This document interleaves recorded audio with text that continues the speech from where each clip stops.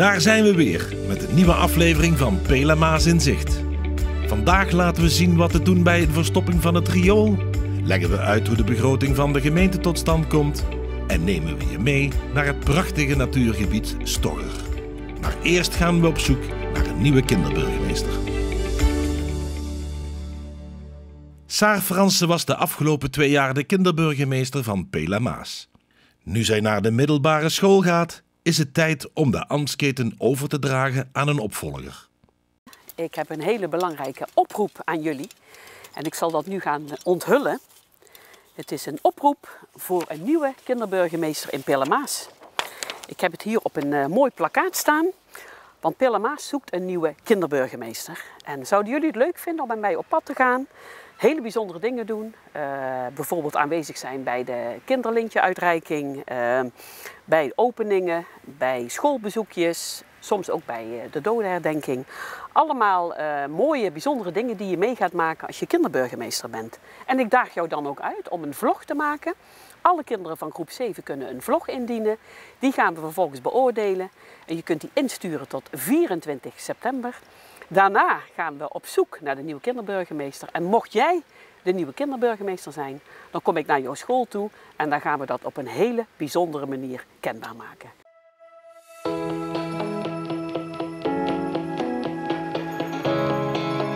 Ik vind het superleuk om kinderburgemeester te zijn. Je gaat naar plekken toe, je ontmoet mensen die je eigenlijk anders niet zou ontmoeten. Wat ik het leukst vond is toch wel, denk ik, de kunstwedstrijd. Dat was wel superleuk om te doen. Prijs uitreiken en dan mocht je de hele tijd namen noemen en je mocht zeg maar vertellen waarom ze de prijs hadden gewonnen. Dus dat was superleuk om te doen. Tot slot heb ik nog 3 tips. Tip 1. Je hoeft niet zenuwachtig te zijn, want er zijn altijd mensen die je komen helpen en er is een kleine kans dat het misgaat. Tip 2. Wees bewust, want misschien ga je voor meer mensen staan als je van tevoren verwacht had. Tip 3. Geniet ervan, want die 2 jaar zijn zo om. Maak een leuke vlog, dan komen we wellicht even bij jou op de lijn en dan zien we elkaar wellicht. Dus doe mee, alle kinderen van groep 7 kunnen een vlog indienen voor de nieuwe kinderburgemeester. Ik daag je uit. Dus ben jij degene die de nieuwe kinderburgemeester wil worden? Stuur dan uiterlijk 24 september je vlog naar kabinet@pelamaas.nl ter attentie van de burgemeester.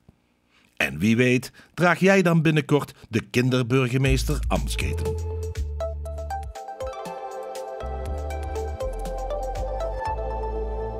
Herken jij het? Het water in de wasbak loopt niet meer goed weg. Riool verstopt. Ger Giele, technisch medewerker riolering, legt uit waar jouw eigen verantwoordelijkheid ligt en wanneer de gemeente aan zet is. Ja, op de perceelsgrens kun je eigenlijk bepalen waar het zit. En het gedeelte op gemeente-eigendom is verantwoordelijkheid van de gemeente. En het gedeelte wat dan op eigen terrein ligt is verantwoordelijkheid van de perceelseigenaar. Ja, tegenwoordig maken we op de erfgrens, komt een T-stuk, wordt dat hele erfscheidingsputje omhoog gehaald tot het maaiveld. Daar komt nog een straatpad op, dat is een ijzerputje wat je ook vaak in het trottoir ziet zitten. En als je die openmaakt kun je zien of er water in dat punt staat. Staat er water in dat punt, zit er verstopping op het gemeentegedeelte. Staat er geen water in, zit er verstopping op het perceel zelf. In Pela Maas ligt overal een rioleringsstelsel. Daar doen we jaarlijks onderhoud aan en van dit stelsel loopt er een aftakking naar elk huis. Zo'n verstopping, als die open is gemaakt, kun je een inspectie laten doen in het gedeelte wat verstopt is gezeten, het gemeentelijk gedeelte, want daar is de gemeente verantwoordelijk voor. Blijkt dat daar wortels in zitten of een ander gebrek is aan het riool, ja, dan kun je de gemeente aansprakelijk stellen. Dat kun je door middel van een formulier op de site. Of je gewoon in te vullen, hebben we alle gegevens en dan krijg je er bericht over, wordt dat beoordeeld. Er is altijd bewijs nodig, ja. Twijfel je waar de verstopping zit? Neem dan contact op met de gemeente via 077 306 6666. We hebben hier een 24/7 dienst voor. In het buitengebied hebben we drukriool en met een drukriool kun je direct de beste gemeente bellen. Dan gaan wij eerst kijken of zo'n pompgemaal of die op storing staat. Staat die niet op storing, ja, dan geldt hetzelfde verhaal, moet u bij het terrein kijken. Staat die op storing, lossen we dat op en dan meestal is de verstopping voorbij. Op www.pelamaas.nl kun je het allemaal nog eens teruglezen. Vul daarvoor het zoekwoord rioolverstopping in.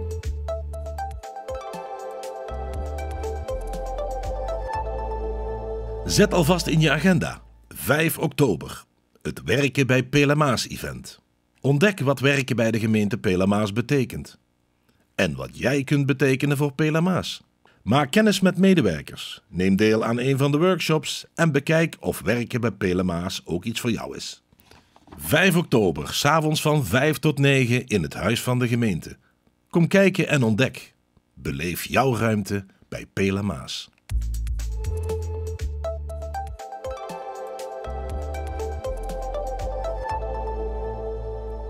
Misschien lees je er wel eens over in de krant. Of zie je het op tv. De begroting is vastgesteld. Of de jaarrekening is behandeld door de gemeenteraad. Maar wat houdt dat nou precies in? Adviseur Planning en Control John Mulder legt het uit. Even voor het idee, het gaat om ongeveer 115 miljoen euro aan inkomsten en uitgaven die elk jaar door de exploitatie heen gaan. Eigenlijk beginnen we al met een kadernota waarin we een vooruitblik maken voor het komende jaar. Dat doen we ergens al in april van het jaar ervoor. Dan worden bij de teams gevraagd van welke ontwikkelingen zie je, welke zaken moeten we gaan oppakken, welke zaken zijn wettelijk verplicht. Hè? Dus er zijn ook dingen die we gewoon moeten doen. En dat proberen we allemaal in kaart te brengen. En daar een financieel, ook een financiële kostenplaatje aan vast te hangen. Dus, en daar maken we een kadernota van. Die komt in juli ongeveer in de gemeenteraad. En daar staat eigenlijk in hoofdlijnen in wat we voor het volgende jaar verwachten aan inkomsten, aan uitgaven. Wat we precies willen gaan doen, welke investeringen we verwachten. Dus allemaal dat soort zaken nemen we in die kadernota op. Gemeenteraad die debatteert daarover en vindt daar iets van. En uiteindelijk maken we die kadernota als basis, gebruiken we die om de begroting uiteindelijk vast te stellen. In de zomerperiode wordt de begroting opgesteld.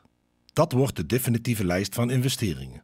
Wat gaat er bijvoorbeeld gebeuren met de wegen, de riolering of waar komen nieuwe speeltoestellen? Allemaal zaken die in de begroting staan. In november wordt die door de gemeenteraad behandeld. Nou, de gemeenteraad kan daar nog aanpassingen op doen. Dat doen ze via moties en amendementen. Dus dat ze zeggen, nou, een beetje meer van dit, een beetje minder van dat. Deze investering wel, die investering niet. Nou ja, dat soort zaken worden dan uiteindelijk nog door de gemeenteraad beslist. En dan ligt er, als het goed is, ergens rond 15 november ligt er een definitieve begroting. Die ons eigenlijk precies vertelt van wat we het jaar erna gaan doen. Qua financiën, maar ook qua uitvoering. Hè. Dus daar ligt dan weer vast wat we uiteindelijk aan werkzaamheden gaan oppakken. Nou, dan merk je natuurlijk gaandeweg het jaar wel dat al hetgeen wat we bedacht hebben niet altijd precies conform wat er gebeurt kan worden uitgevoerd of opgepakt. Er komen nieuwe dingen op ons pad. Sommige dingen worden duurder, sommige dingen worden goedkoper. Er zijn dus een aantal mutaties die je moet bijstellen. Daarvoor hebben we 2 bijstellingsrapportages in de loop van het jaar. Waarin eigenlijk zowel inhoudelijk kan worden gezegd van, nou ja, we hebben gezegd dat we dit zouden doen, maar we zien door allerlei omstandigheden dat dat niet lukt. Eigenlijk moeten we dat gaan doen. Maar ook financieel. Hè. Dus we dachten dat iets 100.000 euro kostte, maar het kost er nu 120.000 euro. Of andersom, hè, inkomsten die we verwachten die meer of die minder worden. Dat soort zaken worden allemaal in bijstellingsrapportages samengevoegd. Eentje net voor de vakantie en eentje ergens oktober, november. Waarin we de gemeenteraad vragen van, nou ja, jullie hebben een begroting vastgesteld. Maar we zien dat daar nog wat aanpassingen op nodig zijn. Dit is wat wij voorstellen om bij te stellen. De gemeenteraad bepaalt dus uiteindelijk waar het geld aan wordt uitgegeven. Als het jaar erop zit, volgt de jaarrekening. We hebben die bijstellingsrapportages gehad. Nou ja, op een gegeven moment eindigt het jaar natuurlijk. En dan is het tijd om de verantwoording over dat jaar te gaan opstellen. Dat doen we door middel van de jaarstukken. Dus dat is beleidsmatig, zit daar in het jaarverslag. Daarin schrijven we op wat we in de begroting hadden gedacht wat we zouden doen. Hebben we dat ook gedaan? Hebben we bereikt wat we wilden bereiken? Dus dat is meer inhoudelijk in die jaarstukken. Maar ook het financiële stuk van, nou ja, hebben we dan ook uitgegeven wat we verwachten, wat we zouden uitgeven? En uiteindelijk is het aan de gemeenteraad om dan de jaarrekening ook vast te stellen. En dan heb je eigenlijk het jaar rond. Maar zijn we in de tussentijd alweer lang bezig met het volgende jaar en met de bijstellingsrapportage van het lopende. Dus het blijft continu een doorlopende cyclus. En zo blijf je dus als gemeente in controle. Wil je nou meer weten over de begroting, de jaarrekening, de voorjaarsnota of de bijstellingsrapportages? Kijk dan op onze website www.pelamaas.nl.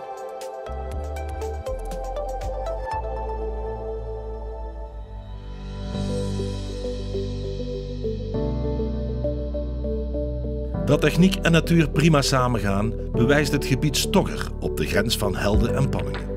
Stogger is een overstortlocatie van het rioolstelsel rondom Soeterbeek en Pratwinkel.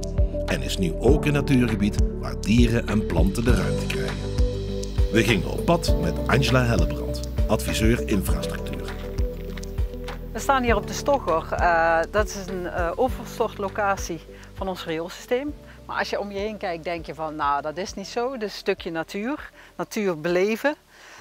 Maar we hebben hier getracht om een technische oplossing, een natuurlijke omgeving te geven. En daar hebben we dus heel veel aandacht, zoals jullie kunnen zien, voor natuur, voor de beestjes. En wij hopen dat dat een kwaliteitsbijdrage voor de omgeving is en voor de mensen. Het mooie is wel dat je bijvoorbeeld, zoals hier, zie je dus een poeltje, dat is grondwater wat je hier ziet.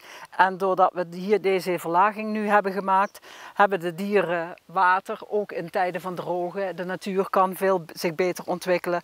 Want ja, doordat wij steeds meer regenwater afkoppelen, zouden de overstortlocaties minder hoeven over te storten. En dan heb je deze vlaktes liggen, wat doe je ermee? Nou ja, wij hebben getracht om dat weer een natuurlijke invulling in ieder geval te geven, als het niet nodig is voor over te storten.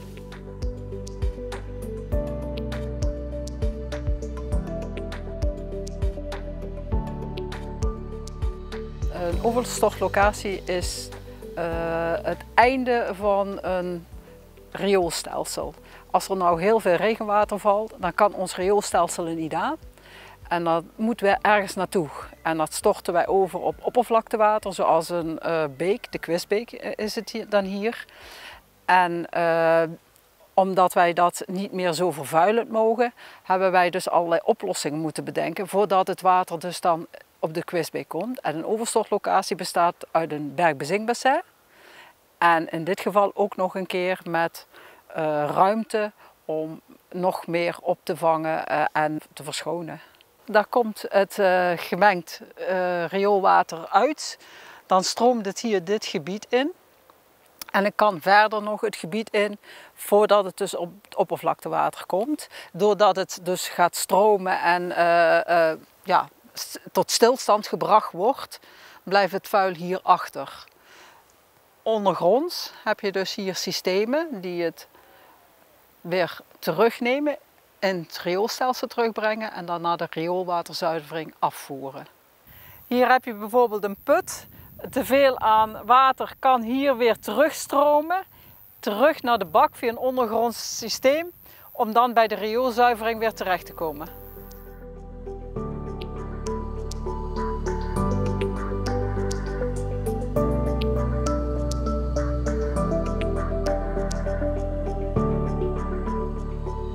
Nou, we hebben dit gebied klimaatadaptief en biodivers ingericht.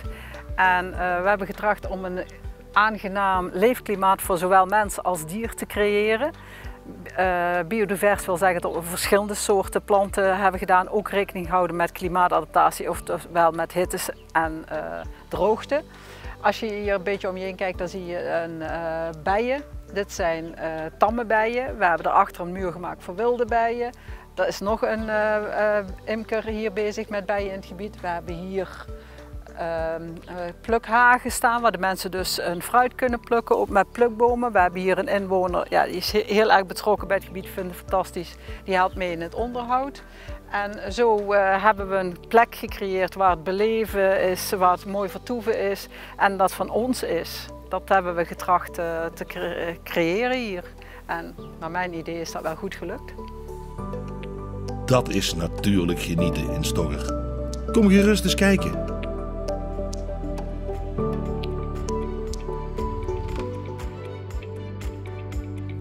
En dan zit deze aflevering van Pela Maas in Zicht er alweer op. Bedankt voor het kijken en we zijn er weer op woensdag 4 oktober. Tot dan!